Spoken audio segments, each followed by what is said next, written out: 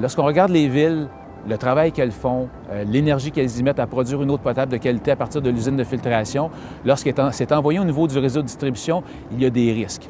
Et les risques proviennent des raccordements croisés. Et lorsqu'on parle de raccordement croisé, on parle vraiment du raccord, donc de l'alimentation au niveau du client, que ce soit un client commercial, un client résidentiel, industriel. Donc ce raccordement croisé-là, lui, pourrait nuire à ce moment-là à la qualité de l'eau potable. Il pourrait même éventuellement contaminer le réseau de distribution. Donc, c'est important que les villes fassent attention, donc que les villes puissent suivre ce qui se passe dans le réseau de distribution. Dans une journée typique sur un réseau de distribution dans une ville, il y a beaucoup de fluctuations. Ces fluctuations peuvent venir soit de la ville, mais aussi des fluctuations qui peuvent venir aussi de la part des propriétaires, des usagers d'eau. Lorsqu'on regarde un gros consommateur d'eau, lui, crée des mouvements, crée des fluctuations de pression. Ces fluctuations-là, lorsqu'il y a une grosse demande, peuvent créer des dépressurisations dans le réseau de distribution et ces dépressurisations-là peuvent créer des refoulements. Ces refoulements-là peuvent à ce moment-là créer des siphons qui sont vécus par les résidents, les voisins de ce gros consommateur d'eau-là.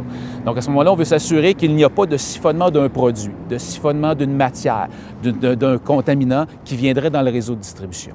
Le rôle du dispositif anti-refoulement est important car il crée vraiment une barrière, il crée un mur. À ce moment-là, que l'eau peut circuler d'un côté et non dans le sens inverse. Donc, la ville est assurée, lorsqu'il y a un dispositif anti-refoulement sur un raccordement croisé, que l'eau va vraiment chez le client, mais ne revient pas dans le réseau de distribution. Donc, on s'assure à ce moment-là, avec le dispositif anti-refoulement, que le réseau de distribution, lui, il est protégé.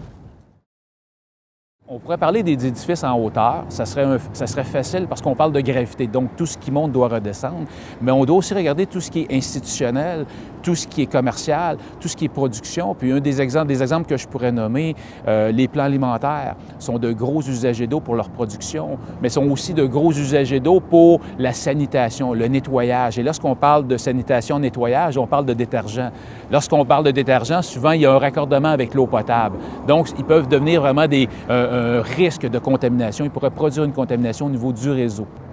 Le rôle des municipalités, c'est vraiment d'encourager chacun des citoyens ou chacun des propriétaires de bâtiments qui est raccordé sur son réseau de distribution à appliquer la loi.